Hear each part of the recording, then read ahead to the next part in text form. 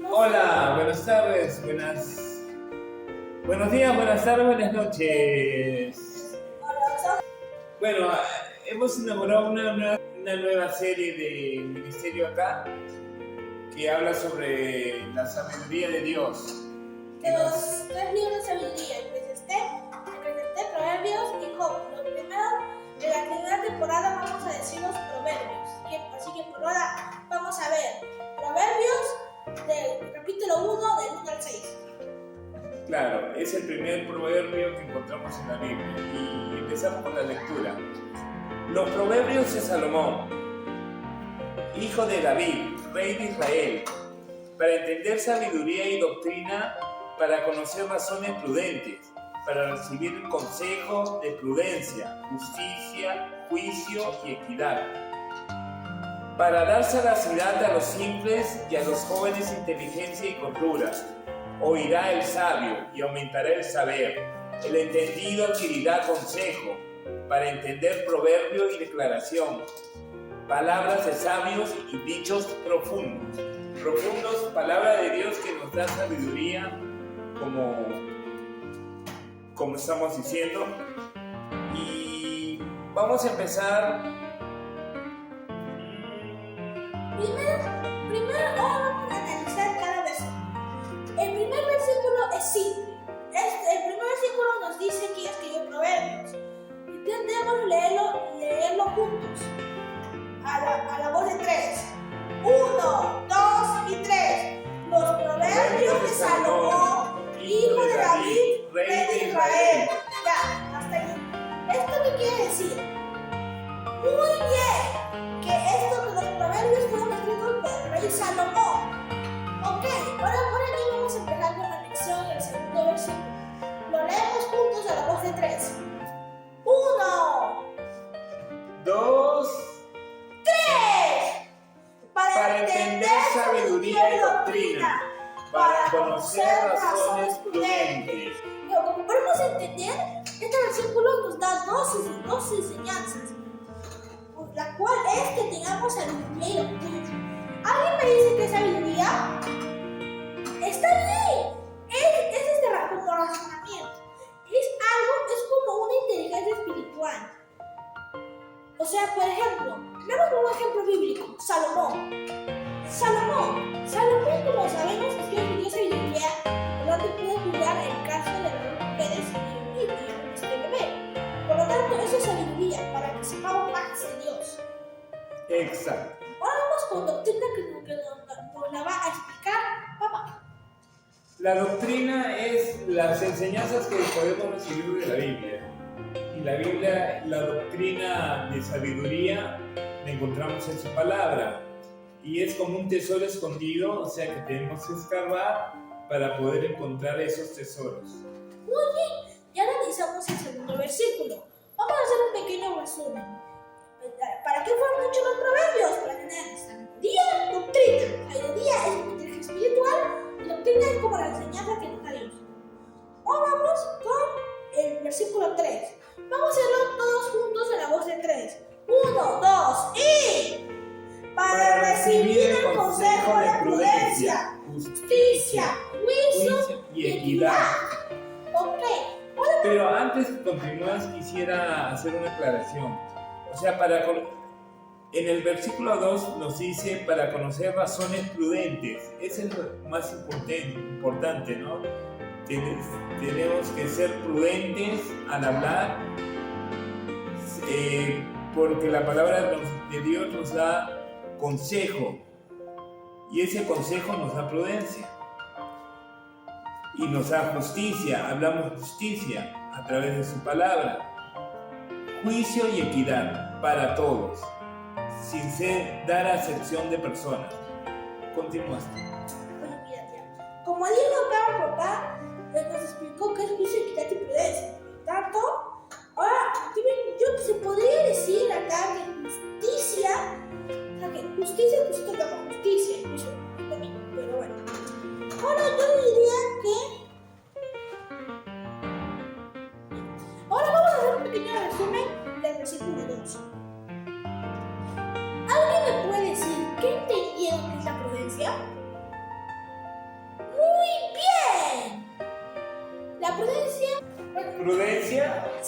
Antes de actuar, nosotros diariamente realizamos acciones.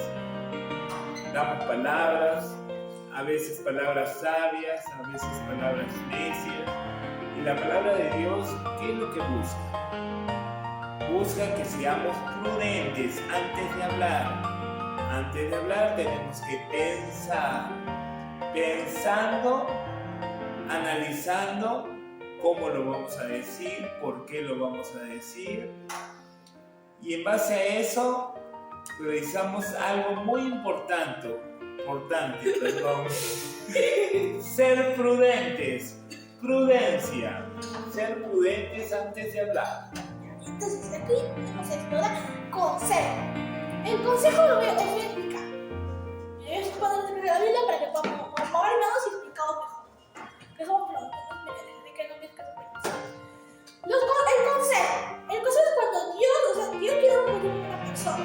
Y como sabrán, Dios nos habla de varias formas. Por lo tanto, consejo es cuando Dios nos da, si da para dar un consejo a otra persona. Está dando un consejo a través de nosotros a otra persona. Por ejemplo, una persona peca, yo qué sé, miente a Felipe. Juancito miente a Felipe. Entonces Mateo viene y como él sabe en la Biblia, él recuerda, oye, la Biblia dice no mentir. Entonces Mateo le dice a Felipe, oye, mentir está mal. Felipe se arrepiente y le cuenta la verdad al otro. Entonces por eso, Mateo le dio un consejo. Por lo tanto, eso quiere decir que ese es el consejo. Como Dios nos da un mensaje para otra persona. Ahora, vamos con... Pero antes de continuar, quisiera agregar algo. El consejo, como bien saben, Dios no hace excepción de personas y nuestros consejos tienen que ser para todas las personas, sin excepción. Como acá dice equidad. Si ustedes tienen dudas de la equidad, porque si se recuerdan una palabra, pueden buscar en Google el diccionario qué significa. Pero yo lo puedo decir es que eso significa que no hay que tener acepción de personas. Así que bueno, ya, vamos a avanzar al versículo 4. ¿Lo pueden leer? Para dar sagacidad a los simples y a los jóvenes inteligencia y cordura. Ya. A ver, primero os voy a explicar qué quiere decir la Biblia cuando dice. Vamos a ver cuando dice que otro motivo de los proverbios es darle a los jóvenes inteligencia y cordura. O sea, ¿qué dice Jesús de los jóvenes? La Biblia dice que los jóvenes son tontos. Bueno, eso es lo que dice la Biblia.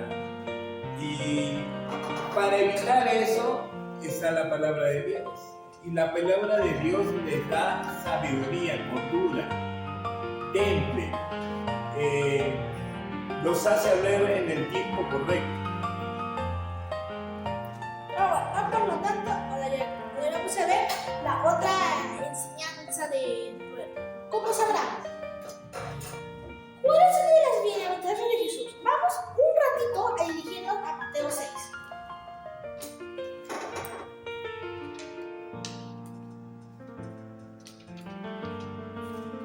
Os voy a dar un momentito para encontrar Mateo 5. Perdón, 5. Mateo 5. Perdón, la vida. Vamos a buscar el versículo.